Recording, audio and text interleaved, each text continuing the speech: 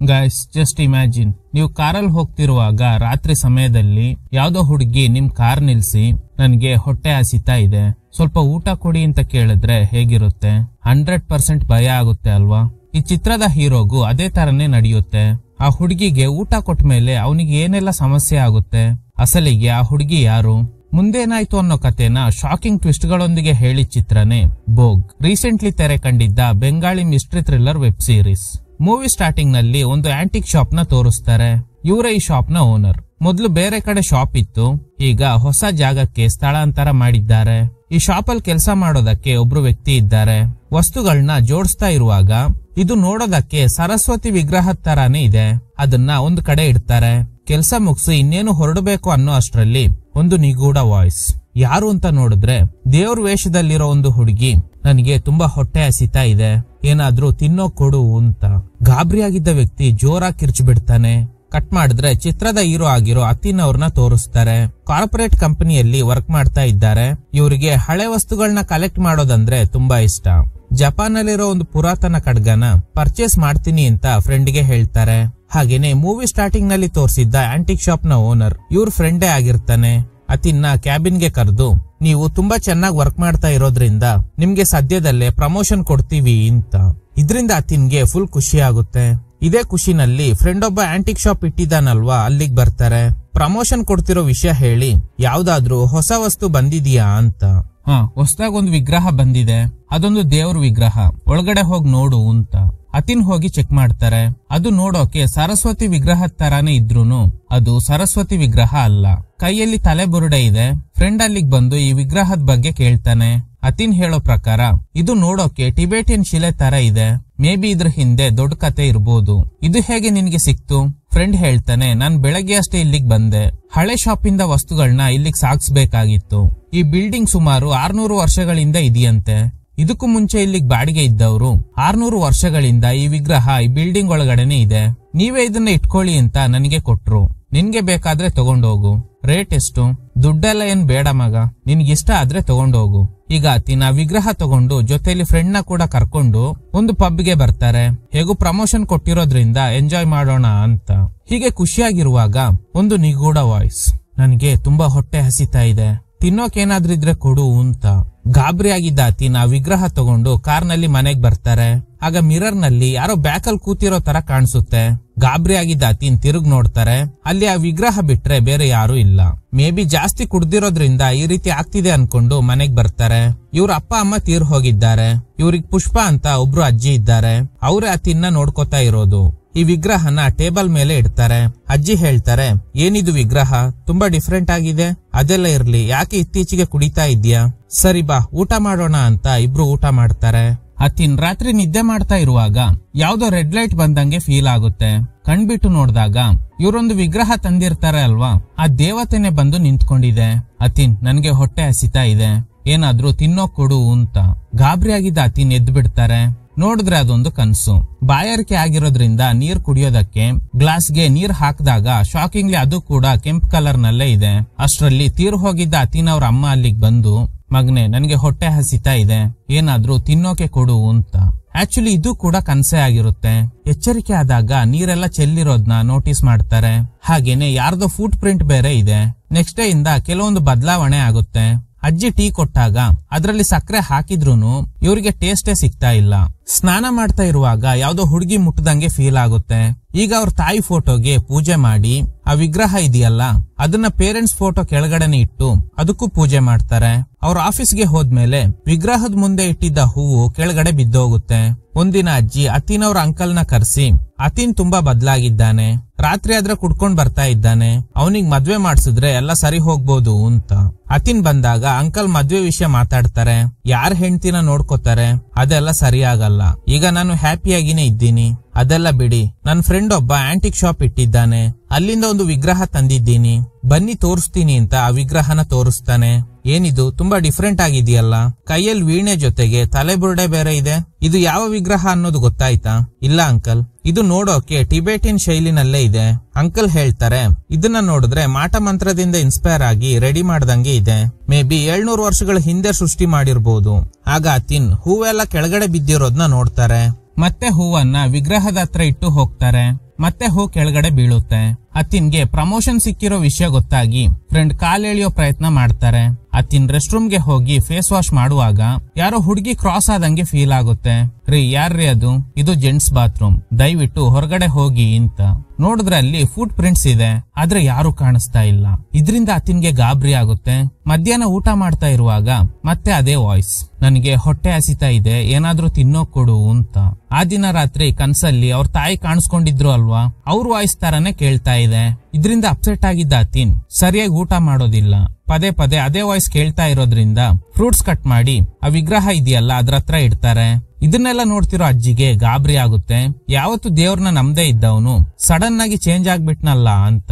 ರಾತ್ರಿ ನಿದ್ದೆ ಮಾಡ್ತಾ ಇರುವಾಗ ಮತ್ತೆ ಅದೇ ದೇವತೆ ಕಾಣಿಸ್ಕೊಂಡು, ನಿನ್ಗೆ ಎಷ್ಟೋ ಸಲ ಕೇಳಿದ್ದೀನಿ ನನಗೆ ಹೊಟ್ಟೆ ಹಸಿತಾ ಇದೆ ಅಂತ, ಆದ್ರೆ ನೀನು ನನಗೆ ಊಟ ಕೊಡ್ತಾನೆ ಇಲ್ಲ. ದಿನ ಕಳೆದಂತೆ ನನಗೆ ಹೊಟ್ಟೆ ಹಸಿವು ಜಾಸ್ತಿ ಆಗ್ತಿದೆ ಅಂತ. ಅತಿನ್ ಆ ದೇವತೆ ಹತ್ರ ಹೋಗಿ ಆಶೀರ್ವಾದ ಮಾಡಿ ಅಂತ ಬೇಡ್ಕೊತಾನೆ. ಆಕ್ಚುಲಿ ಇದು ಕೂಡ ಕನ್ಸೆ. ರಾತ್ರಿ ಕಟ್ ಮಾಡಿ ಇಟ್ಟಿದ್ದ ಫ್ರೂಟ್ಸ್ ಎಲ್ಲ ನೋಡೋದಕ್ಕೆ ಹಾಗೇನೆ ಇದೆ, ಸ್ವಲ್ಪನೂ ಕಲರ್ ಕೂಡ ಚೇಂಜ್ ಆಗಿಲ್ಲ. ಸೊ ಹಾಗಾದ್ರೆ ದೇವಿ ಹಣ್ಣನ್ನ ಸ್ವೀಕರಿಸಿಲ್ಲ ಅನ್ಸುತ್ತೆ. ಅತಿನ್ ಬ್ರೇಕ್ಫಾಸ್ಟ್ ಮಾಡದೆ ಆಫೀಸ್ಗೆ ಹೋಗ್ತಾರೆ. ದಿನ ಕಳೆದಂತೆ ಅತಿನ್ ತುಂಬಾನೇ ಚೇಂಜ್ ಆಗ್ತಾರೆ. ಒಂದು ಹಂತದಲ್ಲಿ ಯಾರ ಜೊತೆನೂ ಮಾತಾಡದೆ ಒಂಟಿಯಾಗಿ ಇರೋದಕ್ ಶುರು ಮಾಡ್ತಾರೆ. ಯಾವಾಗ್ಲೂ ಆ ವಿಗ್ರಹಕ್ಕೆ ಪೂಜೆ ಮಾಡೋದು, ಹಾಗೇನೆ ಡೈಲಿ ಹಣ್ಣನ್ನ ಕಟ್ ಮಾಡಿ ಆ ವಿಗ್ರಹದ ಮುಂದೆ ಇಡ್ತಾ ಇರ್ತಾರೆ. ಆದ್ರೆ ದೇವಿ ಸ್ವೀಕರಿಸ್ತಾನೆ ಇಲ್ಲ. ಇದರಿಂದ ಅತಿನ್ ತುಂಬಾನೇ ಅಪ್ಸೆಟ್ ಆಗ್ತಾರೆ. ಆದ್ರೆ ಯಾವಾಗ್ಲೂ ಹೊಟ್ಟೆ ಹಸಿತಾ ಇದೆ ಅನ್ನೋ ವಾಯ್ಸ್ ಮಾತ್ರ ಕೇಳ್ತಾ ಇದೆ. ರಾತ್ರಿ ಅಜ್ಜಿ ನಿದ್ದೆ ಮಾಡ್ತಾ ಇರುವಾಗ ಏನೋ ಶಬ್ದ ಕೇಳಿ ಎಚ್ಚರಿಕೆ ಆಗುತ್ತೆ. ಏನು ಅಂತ ನೋಡಿದ್ರೆ ಅತಿನ್ ಆ ವಿಗ್ರಹ ಇರೋ ರೂಮ್ ನಲ್ಲೇ ಪೂಜೆ ಮಾಡ್ತಾ ಇದ್ದಾರೆ. ದೇವ್ರ ಪೂಜೆನೆ ಮಾಡದೇ ಇದ್ದವನು ಈಗ ಮಧ್ಯರಾತ್ರಿ ಎದ್ದು ಪೂಜೆ ಮಾಡೋದಕ್ ಶುರು ಮಾಡಿದ್ದಾನಲ್ಲ ಅಂತ ಅಜ್ಜಿ ಗಾಬರಿ ಆಗುತ್ತೆ. ಆಗ ಅಜ್ಜಿ ಹಿಂದೆ ಯಾವ್ದೋ ಒಂದು ಆತ್ಮ ನಿಂತ್ಕೊಂಡಿದೆ. ನೆಕ್ಸ್ಟ್ ಈ ಅಜ್ಜಿ ಅತಿನ್ ಅವ್ರ ಅಂಕಲ್ಗೆ ನಡೆದ ಎಲ್ಲ ವಿಷಯ ಹೇಳ್ತಾರೆ. ರಾತ್ರಿ ಸಮಯ ವಿಗ್ರಹಕ್ಕೆ ಪೂಜೆ ಮಾಡೋದಕ್ ಶುರು ಮಾಡಿದ್ದಾನೆ. ಇಷ್ಟು ದಿನ ಅವ್ರ ಅಪ್ಪ ಅಮ್ಮನ್ ಫೋಟೋ ಕೆಳಗಡೆ ಇದ್ದ ವಿಗ್ರಹನ ಈಗ ದೇವ್ರ ಕೋಣೆಯಲ್ಲಿಟ್ಟು ನಿರಂತರವಾಗಿ ಪೂಜೆ ಮಾಡೋದಕ್ ಶುರು ಮಾಡಿದ್ದಾನೆ ಅಂತ. ಅವ್ರನ್ನ ಅತಿನ್ ಇರೋ ರೂಮ್ಗೆ ಕರ್ಕೊಂಡು ಹೋಗ್ತಾರೆ. ನೋಡಿದ್ರೆ ಅತಿನ್ ಸ್ವಾಮೀಜಿ ತರ ಬದಲಾಗಿದ್ದಾರೆ. ಅತಿನ್ ಏನಾಯ್ತು ನಿನ್ಗೆ? ನೋಡಿ ನನ್ಗೆ ಡಿಸ್ಟರ್ಬ್ ಮಾಡಬೇಡಿ, ನಾನು ದೇವಿಗೆ ಪೂಜೆ ಮಾಡ್ತಾ ಇದ್ದೀನಿ. ದೇವಿ ಕನ್ಸಲ್ ಬಂದಿದ್ಲು, ನಮ್ಮಿಬ್ಬರನ್ನ ದೂರ ಮಾಡೋ ಪ್ರಯತ್ನ ಮಾಡಬೇಡಿ ಅಂತ ಆ ಅಂಕಲ್ ಕೈನ ಗಟ್ಟಿಯಾಗಿ ಹಿಡ್ಕೋತಾರೆ. ಗಾಬರಿ ಆಗಿದ್ದ ಅಂಕಲ್ ಅಲ್ಲಿಂದ ಹೋಗ್ತಾರೆ. ಈಗ ಒಂದು ಫಂಕ್ಷನ್ ನಡೀತಾ ಇದೆ. ಈ ತಿಂಗಳಲ್ಲಿ ಅತಿನ್ ಚೆನ್ನಾಗಿ ಪರ್ಫಾರ್ಮ್ ಮಾಡಿರೋದ್ರಿಂದ ಅವ್ರನ್ನ ಸ್ಟೇಜ್ ಮೇಲೆ ಕರೀತಾರೆ. ಆದ್ರೆ ಇವರು ಸೈಲೆಂಟ್ ಆಗಿ ಕೂತ್ಕೊಂಡಿದ್ದಾರೆ. ಜೋರಾಗಿ ಕರೆದಾಗ ಬೇಕೋ ಬೇಡವೋ ಅಂತ ಅವಾರ್ಡ್ ನ ಕಲೆಕ್ಟ್ ಮಾಡ್ಕೋತಾರೆ. ಸ್ಪೀಚ್ ಮಾಡೋಕೆ ಹೇಳ್ದಾಗ ಏನು ರಿಯಾಕ್ಟ್ ಮಾಡದೆ ಅಲ್ಲಿಂದ ಹೊರಡುತ್ತಾರೆ. ಈ ಕಡೆ ಅಜ್ಜಿ ದೇವ್ರ ರೂಮ್ಗೆ ಬರ್ತಾರೆ. ನೋಡಿದ್ರೆ ಅತಿನ್ ಆ ದೇವತೆಗೆ ದಾಸ ಆಗ್ಬಿಟ್ಟಿದ್ದಾನೆ ಅನ್ಸುತ್ತೆ. ಗಾಬರಿ ಆಗಿದ್ದ ಅಜ್ಜಿ ಅಂಕಲ್ಗೆ ಕಾಲ್ ಮಾಡಿ ವಿಷಯ ಹೇಳ್ತಾರೆ. ನೀವು ಆದಷ್ಟು ಬೇಗ ಬನ್ನಿ, ನನಗೆ ತುಂಬಾ ಭಯ ಆಗ್ತಿದೆ, ಯಾವ್ದೋ ಕ್ಷುದ್ರ ಶಕ್ತಿಗೆ ಪೂಜೆ ಮಾಡ್ತಿದ್ದಾನೆ ಅನ್ಸುತ್ತೆ ಅಂತ. ಆಗ ಅವ್ರ ಹಿಂದೆನೆ ಯಾವ್ದೋ ಆತ್ಮ ನಿಂತ್ಕೊಂಡಿದೆ. ಅತಿನ್ ಅವಾರ್ಡ್ ಫಂಕ್ಷನ್ ನಲ್ಲಿ ಭಾಗಿಯಾದ್ಮೇಲೆ ಮನೆಗೆ ಬರ್ತಾ ಇರುವಾಗ ಒಬ್ರು ಲೇಡಿ ಕಾರಿಗೆ ಅಡ್ಡ ಬರ್ತಾಳೆ. ಇವಳನ್ನ ನೋಡಿ ಅತಿನ್ಗೆ ಗಾಬರಿ ಆಗುತ್ತೆ. ದಯವಿಟ್ಟು ನನ್ನ ಕಾಪಾಡಿ, ನನಗೆ ತುಂಬಾ ಹೊಟ್ಟೆ ಹಸಿತಾ ಇದೆ, ತಿನ್ನೋಕ್ ಏನಾದ್ರೂ ಇದ್ರೆ ಕೊಡಿ ಅಂತ. ಆಕ್ಚುಲಿ ಇದೇ ತರನೇ ಕನ್ಸಲ್ಲಿ ಇವ್ರ ತಾಯಿ ಹಾಗೇನೆ ಆ ದೇವತೆ ಕೇಳ್ತಾ ಇರುತ್ತೆ ಅಲ್ವಾ, ಅದೆಲ್ಲ ನೆನಪಾಗುತ್ತೆ. ನಿಮ್ಗೆ ಏನ್ ಸಮಸ್ಯೆ ಆಗಿದೆ? ನನ್ನ ಹಸ್ಬೆಂಡ್ ತೀರ್ ಹೋದ್ರು, ಅತ್ತೆ ಮಾವ ತುಂಬಾ ಟಾರ್ಚರ್ ಮಾಡ್ತಾ ಇದ್ದಾರೆ, ದಯವಿಟ್ಟು ನನ್ನ ಕಾಪಾಡಿ ಅಂತ ರಿಕ್ವೆಸ್ಟ್ ಮಾಡ್ತಾಳೆ. ಅತಿನ್ ಅವಳಿಗೆ ತಿನ್ನೋಕ್ ಫುಡ್ ಕೊಟ್ಟು ಕಾರಲ್ಲಿ ಕೂರೋದಕ್ಕೆ ಹೇಳ್ತಾರೆ. ಹೆಸರು ಕೇಳಿದಾಗ ದಾಮ್ರಿ ಅಂತ ಹೇಳ್ತಾಳೆ. ಮನೆ ಕರ್ಕೊಂಡ್ ಬಂದಾಗ ಅಜ್ಜಿ, ಯಾರೋ ಇವಳು ಈ ಸಮಯದಲ್ಲಿ ಕರ್ಕೊಂಡ್ ಬಂದಿದ್ಯಾ? ಪಾಪ ಅವಳು ಕಷ್ಟದಲ್ಲಿ ಇದ್ದಾಳೆ, ಅವಳಿಗೇನಾದ್ರೂ ತಿನ್ನೋಕ್ ಕೊಡಿ, ಹಸ್ಬೆಂಡ್ ತೀರ್ ಹೋಗಿದ್ದಾರಂತೆ ಅಂತ. ಅಜ್ಜಿ ದಾಮ್ರಿಗೆ ಊಟ ಕೊಡ್ತಾರೆ. ನೋಡು, ಕಳ್ತನ ಎಲ್ಲ ಮಾಡಬಾರ್ದು, ಒಂದು ಹಳೆ ರೂಮ್ ಅಲ್ಲಿ ಇರೋದಕ್ಕೆ ಹೇಳ್ತಾರೆ. ಈಗ ಅಜ್ಜಿ ಹೋದ್ಮೇಲೆ ಇವಳ ಆಟಿಟ್ಯೂಡ್ ಕಂಪ್ಲೀಟ್ಲಿ ಚೇಂಜ್ ಆಗುತ್ತೆ. ಇನ್ನು ಅತಿನ್ ರಾತ್ರಿ ಆದ್ರೆ ದೇವ್ರಿಗೆ ಪೂಜೆ ಮಾಡಿದ್ಮೇಲೆನೆ ಊಟ ಮಾಡ್ತಾರೆ. ದಾಮ್ರಿ ಬಂದಿರೋ ರಾತ್ರಿನೇ ಕರೆಂಟ್ ಹೋಗುತ್ತೆ. ಆಗ ಅಜ್ಜಿ, ಏನಿದು ಇವಳು ಬಂದ ದಿನನೇ ಕರೆಂಟ್ ಹೋಗಿದ್ಯಲ್ಲ ಅಂತ ಕ್ಯಾಂಡಲ್ ಹಚ್ಚೋದಕ್ಕೆ ಹೋಗ್ತಾರೆ. ಆದ್ರೆ ಕ್ಯಾಂಡಲ್ ಕೆಟ್ಟೋಗುತ್ತೆ. ಮತ್ತೆ ಹಚ್ಚಿದಾಗ ಅಲ್ಲಿ ಯಾವ್ದೋ ಪ್ರೇತಾತ್ಮ ಕಂಡಿದ್ರಿಂದ ಅಜ್ಜಿಗೆ ಗಾಬರಿ ಆಗುತ್ತೆ.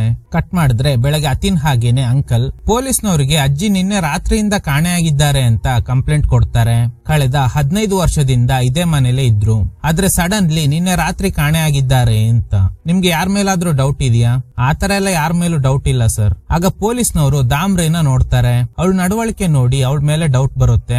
ಹಾಗೇನೆ ಅಜ್ಜಿಯ 2 ಜೊತೆ ಸ್ಲಿಪ್ಪರ್ ಕೂಡ ಮನೇಲೆ ಇದೆ. ಇನ್ ಕೇಸ್ ಹೊರಗಡೆ ಹೋಗಿದ್ರೆ ಬರೀ ಕಾಲಲ್ಲಿ ಹೋಗೋದಕ್ಕೆ ಸಾಧ್ಯನೇ ಇಲ್ಲ. ಇನ್ ಕೇಸ್ ಮನೇಲಿ ಇದ್ದಿದ್ರೆ ಇಷ್ಟೊತ್ತಿಗೆ ನಮ್ಗೆ ಸಿಗ್ಬೇಕಿತ್ತು. ಸ್ಟ್ರೇಂಜ್. ನಾವ್ ಎಂಕ್ವೈರಿ ಮಾಡ್ತೀವಿ ಅಂತ ಹೇಳಿ ಅಲ್ಲಿಂದ ಹೋಗ್ತಾರೆ. ಅತಿನ್ ಅಜ್ಜಿ ಕಾಣೆ ಆಗಿರೋದ್ರಿಂದ ಬೇಜಾರ್ನಲ್ಲಿ ಊಟ ಮಾಡ್ತಾನೆ ಇಲ್ಲ. ಆಗ ದಾಮ್ರಿ ಹೇಳ್ತಾಳೆ, ನಾನ್ ನಿಮ್ಗೋಸ್ಕರ ಅಡಿಗೆ ಮಾಡಿದ್ದೀನಿ, ಬಂದು ಊಟ ಮಾಡಿ ಅಂತ. ಅವಳು ಫೋರ್ಸ್ ಮಾಡಿದ್ರಿಂದ ಅತಿನ್ ಊಟಕ್ಕೆ ಬರ್ತಾರೆ. ದೇವಿಗ್ ಪೂಜೆ ಮಾಡಿದ್ಮೇಲೆನೆ ತಾನೇ ನೀವು ಊಟ ಮಾಡೋದು. ಆಗ್ಲೇ ಅತಿನ್ಗೆ ನೆನಪಾಗುತ್ತೆ, ನಾನ್ ದೇವಿಗ್ ಪೂಜೆ ಮಾಡಿದ್ಮೇಲೆನೆ ಊಟ ಮಾಡ್ತಾ ಇದ್ದೆ, ಆದ್ರೆ ಇವತ್ತು ಮರ್ತ್ ಬಿಟ್ಟೆ ಅಂತ ಜೋರಾಗಿ ಅಳೋದಕ್ಕೆ ಶುರು ಮಾಡ್ತಾರೆ. ಆಮೇಲೆ ಹೋಗಿ ಸ್ನಾನ ಮಾಡ್ಕೊಂಡ್ ಬಂದು ದಾಮ್ರಿ ಮಾಡಿದ್ದ ಅಡಿಗೆನ ವಿಗ್ರಹದ ಮುಂದೆ ಇಡ್ತಾರೆ. ಪೂಜೆ ಆದ್ಮೇಲೆ ಊಟ ಮಾಡೋದಕ್ಕೆ ಅಂತ ಬರ್ತಾರೆ. ಆದ್ರೆ ಈ ಫುಡ್ ಏನೋ ಒಂಥರ ಕೆಟ್ಟ ಸ್ಮೆಲ್ ಬರ್ತಾ ಇದೆ. ನೀನೇ ಇದನ್ನ ತಿನ್ನು ಅಂತ ಹೇಳಿ ನಿದ್ದೆ ಮಾಡೋದಕ್ಕೆ ಹೋಗ್ತಾರೆ. ಮಧ್ಯರಾತ್ರಿ ಏನೋ ಶಬ್ದ ಕೇಳಿ ಅತಿನ್ಗೆ ಎಚ್ಚರಿಕೆ ಆಗುತ್ತೆ. ಆ ವಿಗ್ರಹ ಇರೋ ರೂಮ್ ಇಂದನೇ ಶಬ್ದ ಕೇಳ್ತಿದೆ. ಅಲ್ಲೋಗ್ ನೋಡಿದ್ರೆ ಆ ವಿಗ್ರಹದ ಮುಂದೆ ಇಟ್ಟಿದ್ದ ಊಟನ ದೇವತೆ ತಿಂದಿದೆ ಅನ್ಸುತ್ತೆ. ಇಷ್ಟು ದಿನ ನಾನು ಊಟ ಇಟ್ಟಾಗ ಒಂದಿನ ಕೂಡ ತಿಂದಿಲ್ಲ, ಆದ್ರೆ ಇವತ್ ತಿಂದಿದ್ಯಾ ಅಂತ ಖುಷಿನಲ್ಲಿ ಅಳ್ತಾ ಇದ್ದಾರೆ. ಹಾಗೇನೆ ದಾಮ್ರಿನ ಕರೆದು ದೇವಿ ವಿಗ್ರಹನ ನೋಡು, ನಾವಿಟ್ಟಿರೋ ಫುಡ್ ಅನ್ನ ಸ್ವೀಕರಿಸಿದ್ದಾಳೆ ಅಂತ. ಇದನ್ನೆಲ್ಲ ದಾಮ್ರಿ ಪಕ್ಕದಲ್ಲೇ ನಿಂತ್ಕೊಂಡು ಒಂಥರ ನೋಡ್ತಾ ಇದ್ದಾಳೆ. ನೆಕ್ಸ್ಟ್ ಡೇ ಅತಿನ್ ತುಂಬಾ ಹ್ಯಾಪಿಯಾಗಿ ಕೆಲ್ಸಕ್ಕೆ ಹೋಗ್ತಾರೆ. ದಾಮ್ರಿ ಎಂದಿನಂತೆ ಬ್ರೇಕ್ಫಾಸ್ಟ್ ರೆಡಿ ಮಾಡಿದ್ದಾಳೆ. ಆದ್ರೆ ಫುಡ್ ಕೆಟ್ಟ ಸ್ಮೆಲ್ ಬರ್ತಾ ಇದೆ. ಇಷ್ಟ ಆಗಿಲ್ಲ ಅಂದ್ರೂನು ಅದನ್ನೇ ಕಷ್ಟಪಟ್ಟು ತಿಂದು ಅದೇ ಫುಡ್ ನ ಆಫೀಸ್ಗೂ ತಗೊಂಡು ಹೋಗ್ತಾರೆ. ರಾತ್ರಿ ಮನೆಗ್ ಬಂದಾಗ ದೇವಿಗ್ ಪೂಜೆ ಮಾಡೋದಕ್ಕೆ ಅಡ್ಗೆ ರೆಡಿ ಆಗಿದೆ. ಸ್ನಾನ ಮಾಡಾದ್ಮೇಲೆ ಪೂಜೆ ಮಾಡಿ ಅಂತ. ಇವ್ರು ಪೂಜೆ ಮಾಡ್ತಿರೋದ್ ನೋಡಿ ಇವಳಿಗೆ ಖುಷಿ ಆಗುತ್ತೆ. ರಾತ್ರಿ ಅದೇ ಸ್ಮೆಲ್ ಬರ್ತಿರೋ ಊಟ ಹೇಗೋ ಅಡ್ಜಸ್ಟ್ ಮಾಡಿ ತಿಂತಾರೆ. ಹೀಗೆ ನೀವು ರೂಟೀನ್ ಮುಂದುವರಿಯುತ್ತೆ. ಮನೆ ಪಕ್ಕದಲ್ಲಿ ಒಂದು ಸ್ಮಶಾನ ಇದೆ. ಅಲ್ಲಿಗ್ ಬಂದು ಹೆಣ ಸುಡ್ತಾ ಇರೋದ್ನ ಅಬ್ಸರ್ವ್ ಮಾಡ್ತಾರೆ. ಒಂದಿನ ಪೊಲೀಸ್ ಮನೆಗ್ ಬಂದು, ನಾವು ಕಳೆದ 1 ತಿಂಗಳಿಂದ ಸರ್ಚ್ ಮಾಡ್ತಾ ಇದ್ದೀವಿ, ಆದ್ರೆ ನಿಮ್ಮ ಅಜ್ಜಿ ಬಗ್ಗೆ ಯಾವುದೇ ಸುಳಿವು ಸಿಗ್ತಾನೆ ಇಲ್ಲ. ಅತಿನ್ ಹೇಳ್ತಾರೆ, ಹಾಗಾದ್ರೆ ಕೇಸ್ನ ಕ್ಲೋಸ್ ಮಾಡಿ, ಯಾಕಂದ್ರೆ ನಮ್ಮ ಅಜ್ಜಿ ಕಾಶಿಗೆ ಹೋಗ್ಬೇಕು ಅಂತ ಹೇಳ್ತಿದ್ರು, ಮೇ ಬಿ ಹೇಳ್ದೆ ಹೋಗಿರ್ಬೋದು ಅನ್ಸುತ್ತೆ. ಸರಿ, ಹಾಗಾದ್ರೆ ಕೇಸ್ ಕ್ಲೋಸ್ ಮಾಡ್ತೀವಿ ಅಂತ ಹೇಳಿ ಪೊಲೀಸ್ ಅಲ್ಲಿಂದ ಹೋಗ್ತಾರೆ. ಹೀಗಿರುವಾಗ ಒಂದಿನ ಅಂಕಲ್ ಮನೆಗ್ ಬಂದಾಗ ಕಂಪ್ಲೀಟ್ಲಿ ಬದಲಾಗಿರೋ ಅತಿನ್ ಆ ವಿಗ್ರಹ ಇರೋ ರೂಮ್ ಅಲ್ಲಿ ಡ್ಯಾನ್ಸ್ ಮಾಡ್ತಾ ಇದ್ದಾರೆ. ಅಂಕಲ್ಗೆ ಗಾಬರಿ ಆಗುತ್ತೆ, ಏನಿವತ್ತು ರೊಚ್ಚಿಗೆದ್ದು ಡ್ಯಾನ್ಸ್ ಮಾಡ್ತಾ ಇದ್ದಾನೆ ಅಂತ. ದೇವಿ ನಾನು ಹಾಕ್ತಾ ಇರೋ ಊಟನ ಸ್ವೀಕರಿಸ್ತಾ ಇದ್ದಾಳೆ, ಸೊ ಅದಕ್ಕೇನೆ ಖುಷಿಲಿ ಡ್ಯಾನ್ಸ್ ಮಾಡ್ತಾ ಇದ್ದೀನಿ ಅಂತ ತುಂಬಾ ವೈಲೆಂಟ್ ಆಗಿ ನಡ್ಕೋತಾರೆ. ಅಂಕಲ್ ತಿರುಗಿ ದಾಮ್ರಿ ನಿಂತಿರೋದ್ನ ನೋಡ್ತಾರೆ. ಅವಳ ನಡವಳಿಕೆ ನೋಡಿ ಇವ್ರಿಗೆ ಸ್ವಲ್ಪ ಡೌಟ್ ಶುರುವಾಗುತ್ತೆ. ನೇರವಾಗಿ ಅತಿನ್ ಫ್ರೆಂಡ್ ಇಟ್ಟಿರೋ ಆಂಟಿಕ್ ಶಾಪ್ಗೆ ಹೋಗ್ತಾರೆ. ಅತಿನ್ ಇಲ್ಲಿಂದ ಒಂದು ವಿಗ್ರಹನ ತಗೊಂಡೋದ ಅಲ್ವಾ, ಆ ವಿಗ್ರಹ ಬಗ್ಗೆ ನಿನ್ಗೆ ಏನಾದ್ರೂ ಗೊತ್ತಾ ಅಂತ. ಕಟ್ ಮಾಡಿದ್ರೆ ಅತಿನ್ ಆಫೀಸ್ಗೂ ಅದೇ ಫುಡ್ ತಂದಿರೋದ್ರಿಂದ ಅದನ್ನ ಓಪನ್ ಮಾಡಿದ ತಕ್ಷಣ ಊಟ ಮಾಡ್ತಿದ್ದ ಎಲ್ರಿಗೂ ಸ್ಮೆಲ್ ಬರೋದಕ್ ಶುರುವಾಗುತ್ತೆ. ಆದ್ರೆ ಅತಿನ್ ಅದನ್ನೇ ಒಳ್ಳೆ ಬಿರಿಯಾನಿ ತರ ತಿಂತಾ ಇದ್ದಾರೆ. ಆಮೇಲೆ ವಾಂತಿ ಮಾಡ್ಕೋತಾರೆ. ಇದನ್ನೆಲ್ಲ ನೋಡ್ತಿದ್ದ ಮ್ಯಾನೇಜರ್, ನೀನು ತುಂಬಾ ದಿನಗಳಿಂದ ಡಿಸ್ಟರ್ಬ್ ಆಗಿದ್ಯಾ, ಹೋದ್ ತಿಂಗಳು ಬೆಸ್ಟ್ ಎಂಪ್ಲಾಯ್, ಆದ್ರೆ ಈ ತಿಂಗಳು ಏನು ಪರ್ಫಾರ್ಮೆನ್ಸ್ ಇಲ್ಲ, ಸ್ವಲ್ಪ ದಿನ ಲೀವ್ ತಗೋ, ಮೈಂಡ್ ಫ್ರೆಶ್ ಆಗುತ್ತೆ ಅಂತ. ಈ ಕಡೆ ಅತಿನ್ ಅವ್ರ ಫ್ರೆಂಡ್ ಅಂಕಲ್ ನ ಕರ್ಕೊಂಡು ಒಬ್ರು ಪೂಜಾರಿನ ಮೀಟ್ ಆಗೋದಕ್ಕೆ ಬರ್ತಾರೆ. ಆಕ್ಚುಲಿ ಇವರೇ ಸ್ವಲ್ಪ ದಿನಗಳ ಹಿಂದೆ ಆ ವಿಗ್ರಹನ ಇವನಿಗೆ ಕೊಟ್ಟಿರ್ತಾರೆ. ಇನ್ನೊಂದು ಕಡೆ ಅತಿನ್ ಡೈಲಿ ಸ್ಮಶಾನಕ್ಕೆ ಬರ್ತಾ ಇದ್ದಾರೆ. ಪಕ್ಕದಲ್ಲಿರೋ ಟೀ ಶಾಪ್ಗೆ ಹೋಗಿ ರೊಟ್ಟಿ ತಿಂತಾ ಇರುವಾಗ ಅಲ್ಲಿಗೆ ಒಬ್ರು ವ್ಯಕ್ತಿ ಬರ್ತಾರೆ. ನನ್ಗೆ ಅರ್ಧ ರೊಟ್ಟಿ ಕೊಡ್ತೀಯಾ, ತುಂಬಾ ಹೊಟ್ಟೆ ಹಸಿತಾ ಇದೆ ಅಂತ. ಅತಿನ್ ಅರ್ಧಕ್ಕಿಂತ ಜಾಸ್ತಿನೇ ಕೊಡ್ತಾರೆ. ಇಷ್ಟೊಂದು ಕೊಟ್ಟಿದ್ಯಾ, ನಿನಗ್ ಸಾಕಾ, ನನ್ ಹತ್ರ ಯಾರಾದ್ರೂ ಹೊಟ್ಟೆ ಹಸಿವು ಅಂತ ಹೇಳ್ಬಿಟ್ರೆ ಇರೋದ್ನೆಲ್ಲ ಕೊಟ್ಬಿಡ್ತೀನಿ ಅಂತ. ಈ ವ್ಯಕ್ತಿ ಹತ್ರ ಒಂದು ಪೆಂಡೆಂಟ್ ಇದೆ. ಅದನ್ನ ಅತಿನ್ ಕತ್ತಿಗೆ ಹಾಕಿ, ನೀನು ಅಪಾಯದಲ್ಲಿದ್ದೀಯಾ, ಯಾವುದೇ ಕಾರಣಕ್ಕೂ ಈ ಪೆಂಡೆಂಟ್ ನ ತೆಗಿಬೇಡ, ಇದು ನಿನ್ನ ಕಾಪಾಡುತ್ತೆ, ನಿನ್ ಒಳ್ಳೆ ಮನ್ಸಿಗೆ ನಾನ್ ಕೊಟ್ಟಿರೋ ಗಿಫ್ಟ್ ಅಂತ ಅನ್ಕೋ. ಅತಿನ್ ಕಣ್ಮುಚ್ಚಿ ತೆಗಿಯೋ ಅಷ್ಟ್ರಲ್ಲಿ ಆ ವ್ಯಕ್ತಿ ಕಾಣೆ ಆಗ್ತಾರೆ. ಅವ್ರು ಕೊಟ್ಟಿರೋ ಪೆಂಡೆಂಟ್ ಮಾತ್ರ ಕತ್ತಲ್ಲಿದೆ. ಇದೇ ಕನ್ಫ್ಯೂಷನ್ ನಲ್ಲೇ ಮನೆಗೆ ಹೋಗ್ತಾರೆ. ಕಟ್ ಮಾಡಿದ್ರೆ ಅಂಕಲ್ ಆ ಪೂಜಾರಿ ಹತ್ರ ವಿಗ್ರಹದ ಬಗ್ಗೆ ಕೇಳ್ತಾರೆ. ಅದರಿಂದ ಅತಿನ್ ಕಂಪ್ಲೀಟ್ಲಿ ಬದಲಾಗಿದ್ದಾನೆ. ಪೂಜಾರಿ ಹೇಳೋ ಪ್ರಕಾರ ಅದು ಮಾತಾಂಗಿ ಅನ್ನೋ ದೇವಿಯ ವಿಗ್ರಹ ಅಂತೆ. ನಾಳೆ ಪೌರ್ಣಮಿ, ನಾಳೆ ಅತಿನ್ಗೆ ಕೊನೆ ದಿನ. ಅಷ್ಟ್ರಲ್ಲಿ ಆ ಮಾತಾಂಗಿಯಿಂದ ಅವನ್ನ ಕಾಪಾಡ್ಲೇಬೇಕು. ಇದನ್ ಕೇಳಿ ಇವ್ರಿಗೆಲ್ಲ ಗಾಬರಿ ಆಗುತ್ತೆ. ಆ ಪೆಂಡೆಂಟ್ ಹಾಕ್ದಾಗಿಂದ ಅತಿನ್ ಸ್ವಲ್ಪ ನಾರ್ಮಲ್ ಆಗಿದ್ದಾರೆ. ಮನೆಗ್ ಬಂದಾಗ ತುಂಬಾ ದಿನಗಳಿಂದ ಕೊಳೆ ಬಟ್ಟೆ ಹಾಕೊಂಡಿದ್ದೀನಿ ಅನ್ನೋದು ಗೊತ್ತಾದ್ಮೇಲೆ ಇವ್ರಿಗೆ ತುಂಬಾ ಕೋಪ ಬರುತ್ತೆ. ಮನೆಯೆಲ್ಲ ಗಲೀಜಾಗಿದೆ. ದಾಮ್ರಿ ರೂಮ್ ಹತ್ರ ಹೋಗಿ ಡೋರ್ ತೆಗಿ, ನಿನ್ ಜೊತೆ ಮಾತಾಡ್ಬೇಕು ಅಂತ. ಆದ್ರೆ ಅವಳು ಡೋರ್ ತೆಗಿಯೋದಿಲ್ಲ. ನನ್ಗೆ ಹುಷಾರಿಲ್ಲ, ನಾಳೆ ಮಾತಾಡೋಣ ಅಂತ. ಅವ್ರು ಹೋದ್ಮೇಲೆ ಡೋರ್ ಓಪನ್ ಮಾಡಿ ನೋಡ್ತಾಳೆ. ಆ ಪೆಂಡೆಂಟ್ ಹಾಕದ್ಮೇಲೆನೆ ಅತಿನ್ಗೆ ತುಂಬಾ ವಿಷಯ ನಿಧಾನಕ್ಕೆ ನೆನಪಾಗುತ್ತೆ. ಅಜ್ಜಿ ಕಾಣೆ ಆಗಿರೋದಾಗಿ ಕಂಪ್ಲೇಂಟ್ ಕೊಟ್ಟಿದ್ರು ಅಲ್ವಾ. ಪೊಲೀಸ್ ಸ್ಟೇಷನ್ಗೆ ಕಾಲ್ ಮಾಡಿ ಅದ್ರ ಬಗ್ಗೆ ವಿಚಾರಿಸಿದಾಗ, ಸರ್ ನೀವೇ ಕೇಸ್ನ ವಾಪಸ್ ತಗೊಂಡಿದ್ದೀರಾ ಅಂತ ಹೇಳ್ತಾರೆ. ಇದನ್ನೆಲ್ಲ ಯಾವ್ದೋ ಆತ್ಮ ಕೇಳಿಸ್ಕೊತಾ ಇದೆ. ಅತಿನ್ ಪ್ರೆಸ್ನವ್ರಿಗೆ ಕಾಲ್ ಮಾಡಿ, ನಮ್ಮ ಅಜ್ಜಿ ಕಾಣೆ ಆಗಿದ್ದಾರೆ, ಅದ್ರ ಬಗ್ಗೆ ನ್ಯೂಸ್ ಪೇಪರ್ ನಲ್ಲಿ ಪಬ್ಲಿಷ್ ಮಾಡಿ ಅಂತ ರಿಕ್ವೆಸ್ಟ್ ಮಾಡ್ತಾರೆ. ರಾತ್ರಿ ನಿದ್ದೆ ಮಾಡ್ತಾ ಇರುವಾಗ ಹಿಂದೆ ಯಾವ್ದೋ ಆತ್ಮ ಬರ್ತಿರೋ ತರ ಫೀಲ್ ಆಗುತ್ತೆ. ಎದ್ದು ನೋಡಿದ್ರೆ ಅಲ್ಲಿ ಯಾರು ಇಲ್ಲ. ಬೆಳಗ್ಗೆ ದಾಮ್ರಿ ರೂಮ್ ಓಪನ್ ಮಾಡಿ ನೋಡಿದ್ರೆ ಅಲ್ಲಿ ಅವಳು ಕಾಣಿಸ್ತಾನೆ ಇಲ್ಲ. ಟೆರೆಸ್ ಮೇಲೆ ಬರ್ತಾರೆ. ಈ ದಾಮ್ರಿ ಕಾಗಿನೆಲ್ಲ ಸಾಯಿಸಿ ಮಾಟ ಮಂತ್ರದ ವೃತ್ತ ಎಲ್ಲ ಬಿಡಿಸಿರ್ತಾಳೆ. ಇದ್ರ ಬಗ್ಗೆ ದಾಮ್ರಿ ಹತ್ರ ಕೇಳ್ತಾರೆ. ಇವ್ರ ಕಣ್ಣಿಗೆ ಅವಳು ದೆವ್ವದ ತರ ಕಾಣ್ತಾ ಇದ್ದಾಳೆ. ಕಣ್ಣು ಉಜ್ಕೊಂಡು ನೋಡಿದಾಗ ನಾರ್ಮಲ್ ಆಗೇ ಇದ್ದಾಳೆ. ಅದೆಲ್ಲ ಏನೂ ಇಲ್ಲ, ಜಸ್ಟ್ ಕಸ ಅಷ್ಟೇ. ಇವತ್ತು ಪೌರ್ಣಮಿ, ನಿಮ್ ಜೊತೆ ಕೆಲವೊಂದು ವಿಷಯನ ಮಾತಾಡ್ಬೇಕು, ರಾತ್ರಿ ಬೇಗ ಬನ್ನಿ ಅಂತ. ಸರಿ ಅಂತ ಹೇಳಿ ಅತ್ತಿನ್ ಆಫೀಸ್ಗೆ ಹೋಗ್ತಾರೆ. ಕಟ್ ಮಾಡಿದ್ರೆ ಆ ವಿಗ್ರಹದ ಬಗ್ಗೆ ಆ ಪೂಜಾರಿ ಅಂಕಲ್ ಹಾಗೇನೆ ಅತ್ತಿನ್ ಫ್ರೆಂಡ್ಗೆ ಒಂದು ಕತೆ ಹೇಳ್ತಾರೆ. 600 ವರ್ಷಗಳ ಹಿಂದೆ ಒಬ್ಬ ರಾಜ ಇದ್ದ. ಅವರು ತನ್ನ ವಿರುದ್ಧ ಯುದ್ಧಕ್ಕೆ ಬರ್ತಿರೋ ಟಿಬೇಟಿಯನ್ ರಾಜನ್ನ ಸೋಲ್ಸ್ಬೇಕು ಅಂತ ಅನ್ಕೊಂಡ್ರು. ಆದ್ರೆ ಇವರಿಂದ ಅವ್ರನ್ನ ಸೋಲ್ಸೋದಕ್ ಆಗ್ಲೇ ಇಲ್ಲ. ಆಗ್ಲೇ ಒಂದು ವಿಷಯ ಗೊತ್ತಾಗಿದೆ, ಆ ಟಿಬೇಟಿಯನ್ ರಾಜನ್ ಪೂರ್ತಿ ಶಕ್ತಿ ಅವ್ರ ಮಗಳ ಹತ್ರನೇ ಇದೆ ಅಂತ. ಆಗ ಒಬ್ರು ಮಂತ್ರವಾದಿನ ಕರೆಸಿ ಆ ರಾಜನ್ ಮಗಳ ಮೇಲೆ ಮಾಟ ಮಂತ್ರ ಪ್ರಯೋಗ ಮಾಡಿಸಿದ್ದಾರೆ. ಆದ್ರೆ ಆ ಕ್ಷುದ್ರ ಶಕ್ತಿನ ಬೇರೊಂದು ಮಂತ್ರವಾದಿಯ ಸಹಾಯದಿಂದ ಆ ಟಿಬೇಟಿಯನ್ ರಾಜ ತಡೆ ಹೊಡ್ಸಿರ್ತಾರೆ. ತನ್ನ ವಿರುದ್ಧ ಈ ಮಾಟ ಮಂತ್ರ ಪ್ರಯೋಗ ಮಾಡಿರೋ ಆ ರಾಜನ ಸುಮ್ನೆ ಬಿಡಬಾರ್ದು ಅಂತ ದೊಡ್ಡ ಮಂತ್ರವಾದಿನ ಕರ್ಸಿ ಒಂದು ವಿಗ್ರಹನ ಕೆತ್ತನೆ ಮಾಡ್ಸಿರ್ತಾರೆ. ಅದ್ರ ಮೇಲೆ ಮಾಟ ಮಂತ್ರ ಪ್ರಯೋಗ ಮಾಡಿ ಅದನ್ನ ರಾಜನ್ ಮನೆಗೆ ಕಳ್ಸಿರ್ತಾರೆ. ಅದೇ ವಿಗ್ರಹನೇ ಈಗ ಅತ್ತಿನ್ ಮನೇಲಿ ಇರೋದು. ನೋಡೋಕೆ ಸರಸ್ವತಿ ವಿಗ್ರಹದ ತರನೇ ಇರೋದ್ರಿಂದ ಆ ರಾಜ ಅದನ್ನ ಮನೇಲಿ ಇಟ್ಕೊಂಡಿದ್ರು. ಆ ವಿಗ್ರಹ ಮನೆಗ್ ಬಂದ ಮೇಲೆ ಆ ರಾಜನ ವಂಶ ನಾಶ ಆಗಿ ಇಡೀ ಸಾಮ್ರಾಜ್ಯನೇ ಪತನ ಆಗೋಯ್ತು. ಆಮೇಲೆ ಆ ಟಿಬೇಟಿಯನ್ ರಾಜ ಆ ವಿಗ್ರಹನ ಅದೇ ಮಂತ್ರವಾದಿಗೆ ಕೊಟ್ಟು ಜೋಪಾನವಾಗಿ ಇಟ್ಕೊಳ್ಳೋದಕ್ಕೆ ಹೇಳಿದ್ದಾರೆ. ಆ ಮಂತ್ರವಾದಿ ಇದು ಹೊರಗಡೆ ಇದ್ರೆ ಡೇಂಜರ್, ಖಂಡಿತ ಬಲಿ ಕೇಳುತ್ತೆ ಅಂತ ಅವ್ರ ಮನೆ ಒಳಗಡೆನೆ ಇಟ್ಕೊಂಡಿದ್ದಾರೆ. ಕಳೆದ 600 ವರ್ಷಗಳಿಂದ ಅದನ್ನ ಅವ್ರ ವಂಶದವರೇ ಜೋಪಾನವಾಗಿ ನೋಡ್ಕೊಂಡಿದ್ದಾರೆ. ಆ ಮಂತ್ರವಾದಿಯ ರೂಲ್ಸ್ ಪ್ರಕಾರ ಈ ಮನೆಗೆ ಯಾರೇ ಬಂದ್ರು ಅದನ್ನ ನೋಡ್ಕೋಬೇಕು. ಒಂದು ವೇಳೆ ಯಾರಾದ್ರೂ ಆ ಮನೆ ಖಾಲಿ ಮಾಡೋ ನಿರ್ಧಾರ ಮಾಡಿದ್ರೆ ಹೊಸದಾಗಿ ಅದೇ ಮನೆಗೆ ಯಾರು ಬರ್ತಾರೋ ಅವರಿಗೆ ಈ ವಿಗ್ರಹನ ಕೊಟ್ಟು ಜೋಪಾನವಾಗಿ ನೋಡ್ಕೊಳ್ಳೋದಕ್ಕೆ ಹೇಳ್ಬೇಕು. ಅದೇ ತರನೇ ಈ ಮನೆಗೆ ಹೊಸದಾಗಿ ಬಂದಿದ್ದ ಅತಿನ್ ಅವ್ರ ಫ್ರೆಂಡ್ಗೆ ಈ ಪೂಜಾರಿ ಆ ವಿಗ್ರಹನ ಕೊಟ್ಟಿದ್ದಾರೆ. ಈ ಪೂಜಾರಿ ಅದನ್ನ 30 ವರ್ಷಗಳಿಂದ ನೋಡ್ಕೊಂಡಿದ್ರು. ಆದ್ರೆ ಅತಿನ್ ಆ ವಿಗ್ರಹ ಚೆನ್ನಾಗಿದೆ ಅಂತ ಈ ಮನೆಯಿಂದ ತಗೊಂಡೋದ್ರು ಅಲ್ವಾ, ಅದೇ ಅವ್ರು ಮಾಡಿದ್ದ ದೊಡ್ಡ ಮಿಸ್ಟೇಕ್. ಇದೇ ಕಾರಣಕ್ಕೆ ಆ ವಿಗ್ರಹದಲ್ಲಿರೋ ಶಕ್ತಿ ಹೊರಗಡೆ ಬಂದು ತೊಂದರೆ ಕೊಡೋದಕ್ ಶುರು ಮಾಡಿದೆ. ಆಕ್ಚುಲಿ ಆ ವಿಗ್ರಹದಲ್ಲಿರೋದು ಒಂದು ಕ್ಷುದ್ರ ದೇವತೆ. ಅದು ನೋಡೋದಕ್ಕೆ ದೇವತೆ ರೂಪದಲ್ಲೇ ಇರುತ್ತೆ. ಅದು ಹೊರಗಡೆ ಬಂದು ಅತಿನ್ನ ಬಲಿ ತಗೊಳ್ಳೋದಕ್ಕೆ ಪ್ರಯತ್ನ ಮಾಡ್ತಿದೆ. ಪೌರ್ಣಮಿ ದಿನಾನೇ ಆ ಕ್ಷುದ್ರ ದೇವತೆಗೆ ಪೂರ್ತಿ ಶಕ್ತಿ ಬರುತ್ತೆ. ಅಲ್ಲಿ ತನಕ ಅದು ಅತಿನ್ನ ಜೀತದಾಳಿನ ತರನೇ ನೋಡ್ಕೊಳ್ಳುತ್ತೆ. ದಾಮ್ರಿ ಬಗ್ಗೆ ಹೇಳ್ದಾಗ ಪೂಜಾರಿ ಇಲ್ಲೇ ಒಂದು ಶಾಕಿಂಗ್ ಟ್ವಿಸ್ಟ್ ಕೊಡ್ತಾರೆ. ಆ ಕ್ಷುದ್ರ ದೇವತೆನೆ ದಾಮ್ರಿ ರೂಪದಲ್ಲಿ ಅವನ್ ಮನೆ ಸೇರ್ಕೊಂಡಿದೆ. ಇವತ್ತು ಪೌರ್ಣಮಿ, ಇವತ್ ರಾತ್ರಿ ಅತಿನ್ ಅದ್ರ ವಿರುದ್ಧ ಹೋರಾಟ ಮಾಡದೆ ಹೋದ್ರೆ ಅವನ್ ಜೀವ ಉಳಿಯಲ್ಲ, ಅದು ಅವನ್ನ ಬಲಿ ತಗೊಳುತ್ತೆ. ಯಾಕಂದ್ರೆ ಆ ವಿಗ್ರಹ ತಗೊಂಡೋಗಿ ಇದನ್ನೆಲ್ಲ ಶುರು ಮಾಡಿರೋದು ಅವನೇ. ಈಗ ಅವನೇ ಅದ್ರ ವಿರುದ್ಧ ಹೋರಾಟ ಮಾಡಿ ಗೆಲ್ಬೇಕು ಅಂತ. ಈ ಕಡೆ ಅತಿನ್ ಕೆಲ್ಸ ಮುಗಿಸಿ ಮನೆ ಹತ್ರ ಬರ್ತಾರೆ. ಅಷ್ಟ್ರಲ್ಲಿ ಅಂಕಲ್ ಬಂದು ಪೂಜಾರಿ ಹೇಳಿದ್ದ ಎಲ್ಲ ವಿಷಯನ ಹೇಳ್ತಾರೆ. ಇದನ್ ಕೇಳಿ ಅತಿನ್ಗೆ ಗಾಬರಿ ಆಗುತ್ತೆ. ಹಾಗಾದ್ರೆ ನಮ್ ಮನೇಲಿರೋದು ದಾಮ್ರಿ ಅಲ್ಲ, ಅದು ಮಾತಾಂಗಿ ಅನ್ನೋ ಕ್ಷುದ್ರ ದೇವತೆನಾ ಅಂತ. ಬನ್ನಿ ಇಲ್ಲಿಂದ ಹೋಗೋಣ, ಬೆಳಗ್ಗೆ ಬಂದು ನೋಡಿದ್ರೆ ಆಯ್ತು. ಇಲ್ಲ ಅತಿನ್, ನೀನು ಈ ರಾತ್ರಿ ಅದ್ರ ವಿರುದ್ಧ ಹೋರಾಟ ಮಾಡದೆ ಹೋದ್ರೆ ಮುಂದಿನ ದಿನಗಳಲ್ಲಿ ಅದು ನಿನ್ನ ಬಲಿ ತಗೊಳುತ್ತೆ. ಈಗ ನೀನು ಮನೆ ಒಳಗಡೆ ಹೋಗಿ ಅದ್ರ ವಿರುದ್ಧ ಹೋರಾಟ ಮಾಡ್ಲೇಬೇಕು. ನಾನ್ ನಿನ್ ಜೊತೆಲೇ ಇರ್ತೀನಿ ಅಂತ. ಅತಿನ ಪೆಂಡೆಂಟ್ ಬಗ್ಗೆ ಹೇಳ್ತಾರೆ. ಇದನ್ನ ಯಾರೋ ಮಿಸ್ಟೀರಿಯಸ್ ವ್ಯಕ್ತಿ ನನಗೆ ಕೊಟ್ರು. ಇದನ್ನ ಹಾಕದ ಮೇಲೆನೆ ನಾನು ನಾರ್ಮಲ್ ಆದೆ. ಇಷ್ಟು ದಿನ ಕ್ಷುದ್ರ ದೇವತೆಗೆ ದಾಸ ಆಗ್ಬಿಟ್ಟಿದ್ದೆ ಅಂತ. ಅಂಕಲ್ ಹೇಳ್ತಾರೆ, ಪ್ರತಿಯೊಂದು ದುಷ್ಟ ಶಕ್ತಿನ ನಾಶ ಮಾಡೋದಕ್ಕೆ ಒಂದು ಡಿವೈನ್ ಪವರ್ ಇದ್ದೇ ಇರುತ್ತೆ. ಅದು ಯಾವ್ದಾದ್ರೂ ಒಂದು ರೂಪದಲ್ಲಿ ಸಿಗುತ್ತೆ. ನಿನ್ಗೆ ಆ ಮಿಸ್ಟೀರಿಯಸ್ ವ್ಯಕ್ತಿಯ ರೂಪದಲ್ಲಿ ಆ ಡಿವೈನ್ ಪವರ್ ಇರೋ ಪೆಂಡೆಂಟ್ ಸಿಕ್ಕಿದೆ. ಅದನ್ನೇ ಅಸ್ತ್ರವಾಗಿ ಇಟ್ಕೊಂಡು ಆ ಕ್ಷುದ್ರ ದೇವತೆನ ನಾಶ ಮಾಡ್ಬೇಕು. ಈಗ ಇಬ್ರು ಮನೆ ಒಳಗಡೆ ಹೋಗ್ತಾರೆ. ಅಲ್ಲೋಗ್ ನೋಡಿದ್ರೆ ಆ ಕ್ಷುದ್ರ ದೇವತೆ ಒಂದು ಕೈನ ಕಟ್ ಮಾಡಿ ಹಿಡ್ಕೊಂಡು ಅಡುಗೆ ಮಾಡ್ತಾ ಇದೆ. ಆ ಕೈ ನೋಡಿ ಅತಿನ್ಗೆ ಗಾಬರಿ ಆಗುತ್ತೆ. ಯಾಕಂದ್ರೆ ಅದು ಅವ್ರ ಅಜ್ಜಿದೆ ಕೈ ಆಗಿರುತ್ತೆ. ಇವತ್ ರಾತ್ರಿ ಕಳೆದ್ರೆ ಇದನ್ನ ತಡೆಯೋದಕ್ ಆಗಲ್ಲ. ನಿನ್ ಹತ್ರ ಇರೋ ಪೆಂಡೆಂಟ್ ಇದೆಯಲ್ಲ, ಅದೇ ನಮ್ಗೆ ಅಸ್ತ್ರ. ಅದನ್ನ ಯೂಸ್ ಮಾಡ್ಕೊಂಡು ಈ ಕ್ಷುದ್ರ ದೇವತೆನ ನಾಶ ಮಾಡು ಅಂತ. ಈಗ ಅತಿನ್ ಆ ಕ್ಷುದ್ರ ದೇವತೆ ಜೊತೆ ಫೈಟ್ ಮಾಡೋದಕ್ ಶುರು ಮಾಡ್ತಾನೆ. ಅದು ಇವನ್ನ ಕನ್ಫ್ಯೂಸ್ ಮಾಡಿ ಆ ಪೆಂಡೆಂಟ್ ನ ತೆಗಿಯೋ ಹಾಗೆ ಮಾಡುತ್ತೆ. ಈಗ ಕ್ಷುದ್ರ ದೇವತೆ ಜೊತೆ ಇರೋ ಮತ್ತಷ್ಟು ಆತ್ಮಗಳು ಹೊರಗಡೆ ಬರುತ್ತೆ. ಅದ್ರಲ್ಲೊಂದು ಆ ಟಿಬೇಟಿಯನ್ ರಾಜನ್ ಮಗಳ ಆತ್ಮ ಆಗಿರುತ್ತೆ.